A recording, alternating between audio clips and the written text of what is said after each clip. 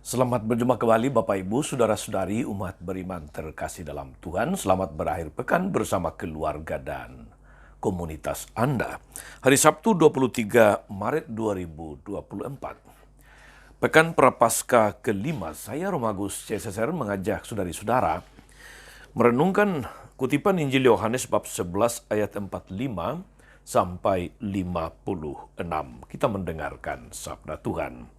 Dalam nama Bapa dan Putra dan Roh Kudus. Amin.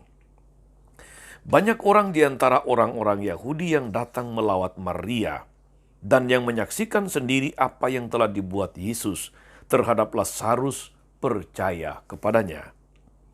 Tetapi ada juga yang pergi kepada orang-orang Farisi dan menceritakan kepada mereka apa yang telah dibuat oleh Yesus itu. Lalu imam-imam kepala dan orang-orang Farisi memanggil mahkamah agama untuk berkumpul. Mereka berkata, "Apakah yang harus kita buat? Sebab orang itu membuat banyak mujizat. Apabila kita biarkan dia, maka semua orang akan percaya kepadanya. Lalu orang-orang Roma akan datang dan merampas tempat suci kita serta bangsa kita." Tapi seorang di antara mereka, yaitu Kayafas, imam besar pada tahun itu, berkata kepada mereka, "Kamu tidak tahu apa-apa.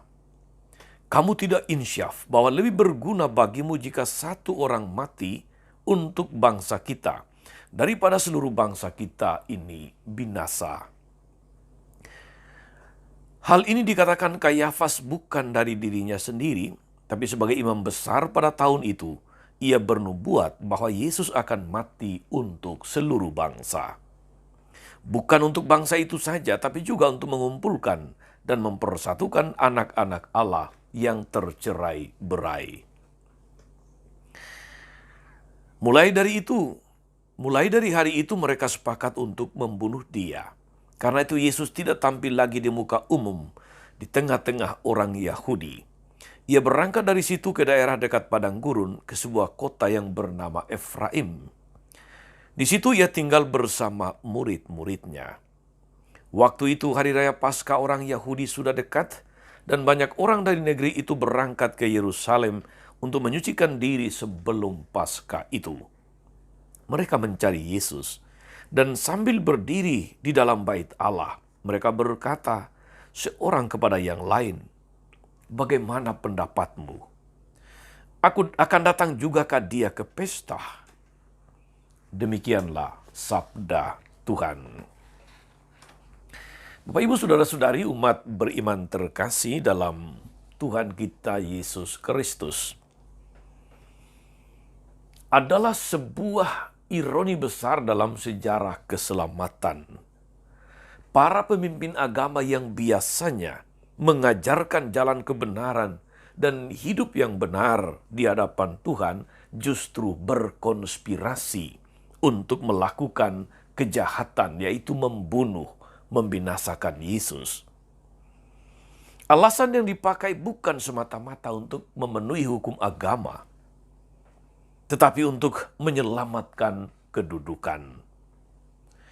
Berkat mujizat di Betania, di mana Lazarus dihidupkan kembali atau dibangkitkan oleh Yesus,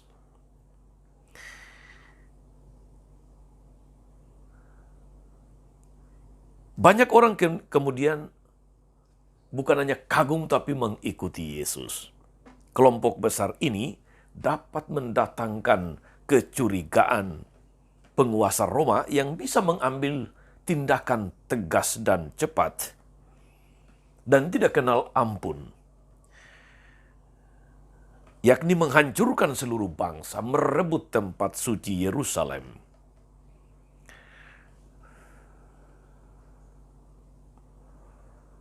Mahkamah agama yang seharusnya menjadi penuntun moral bangsa justru bertindak dengan salah karena ukuran yang dipakai bukan ukuran iman dan moral, tetapi soal karir dan jabatan. Saudari-saudara umat beriman terkasih dalam Tuhan, meski demikian, karya keselamatan Allah itu tidak terbatalkan oleh dosa manusia. Bahkan lewat nubuat dan niat jahat seorang pemimpin, Kayafas, Allah telah atau tetap melaksanakan keselamatannya. Kayafas bernubuat, lebih baik satu orang mati bagi seluruh bangsa daripada seluruh bangsa ini kemudian binasa. Itulah yang dialami oleh Yesus, saudara-saudari.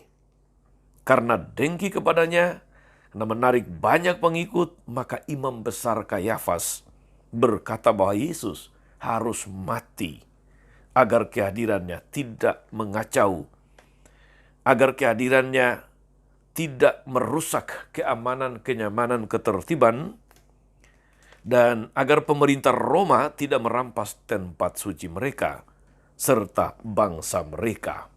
Di sini, saudara-saudara, Yesus menjadi korban konspirasi, korban fitnah dan tuduhan palsu, hingga mengantarnya kepada kematian di salib. Namun Allah justru menjadikan pengalaman salib itu sebagai jalan keselamatan. Saudara-saudara umat beriman terkasih dalam Tuhan. Dalam hidup ini, seringkali atau barangkali kadang-kadang kita juga mengalami keterpurukan. Kita mengalami dikhianati, difitnah. Kita mengalami pengalaman-pengalaman yang sebetulnya adalah tuduhan-tuduhan palsu tanpa dasar, disakiti. Namun kita kurang melihat dan bersyukur bahwa lewat atau melalui peristiwa itu, Tuhan sedang menyelamatkan kita. Bahkan tidak jarang saudara-saudari, Tuhan memberikan berkat berlimpah melalui keadaan kita sebelum kita dikhianati, sebelum kita kemudian disakiti atau dikorbankan. Kita tidak perlu terus mencari siapa yang bersalah. Apa maksud dia mencelakai kita?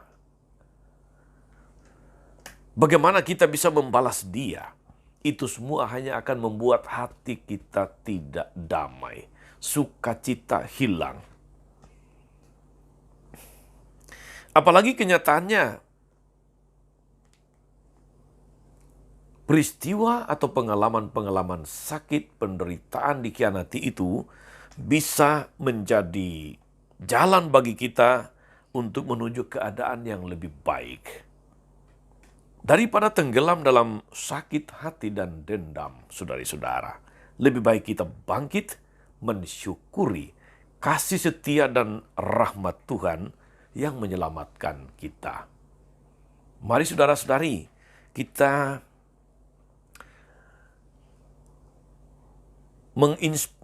menginspirasi, menginternalisasikan pesan firman Tuhan hari ini, supaya hidup kita benar-benar menjadi suatu hidup yang tidak melihat segala sesuatu sebagai hitam putih, tapi bahkan mampu melihat sesuatu yang terang di dalam kegelapan.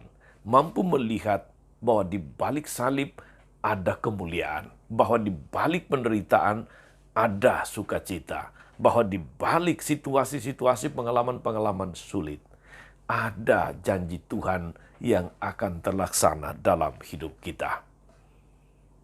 Selamat berakhir pekan, selamat beraktivitas dan melayani Tuhan Yesus memberkati selalu. Amin. Ya Tuhan kami Yesus Kristus, kami bersyukur melalui firman-Mu yang sungguh meneguhkan kami. Seringkali kami menjadi korban konspirasi, korban pengkhianatan, korban dari tuduhan-tuduhan palsu. Namun kami belajar dari penderitaan dan salib yang Engkau tanggung akibat dosa manusia. Semoga kami dianugerahi ketabahan dan kesabaran menjalani penderitaan dan salib kami setiap hari sebagai jalan menuju kemuliaan yang Kau janjikan. Engkaulah Tuhan dan pengantara kami sepanjang segala masa. Amin. Saudari-saudara sekalian, berkat Allah turun atas saudara-saudari. Atas mereka yang kita doakan atau kita janjikan doa, mereka yang sakit dan menderita. Skala rencana, karya, pelayanan hari ini Bapa, Putra, dan Roh Kudus. Amin. Tetap sehat, teruslah menjadi berkat. Jangan lupa like, subscribe, nyalakan lonceng notifikasinya. Salam 52, Tuhan memberkati.